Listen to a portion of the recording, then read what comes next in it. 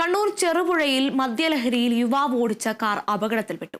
അപകടയാത്രയിൽ നിരവധി വാഹനങ്ങൾ തലനാരിടയ്ക്കാണ് രക്ഷപ്പെട്ടത്. സംഭവത്തിൽ ചെറുപുഴ പോലീസ് കേസെടുത്തു. ഇന്നലെ രാത്രിയോടെയാണ് സംഭവം.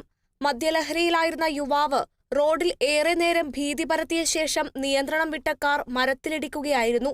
സംഭവത്തിൽ ചിറ്റാരിക്കാൽ സ്വദേശി നല്ലോംകുഴിയിൽ അലൻ തോമസിനെ പോലീസ് കസ്റ്റഡിയിലെടുത്തു.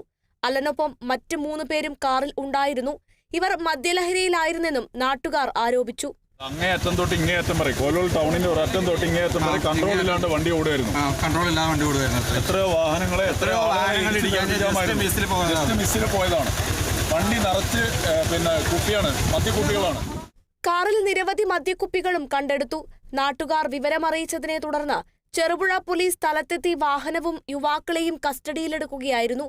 മദ്യലഹരിയിൽ മനുഷ്യജീവന് അപകടം വരുത്തക്ക വിധത്തിൽ അശ്രദ്ധമായി ഓടിച്ചതിനാണ് കേസ് രജിസ്റ്റർ ചെയ്തിട്ടുള്ളത്. Kerala vision news, Kannur.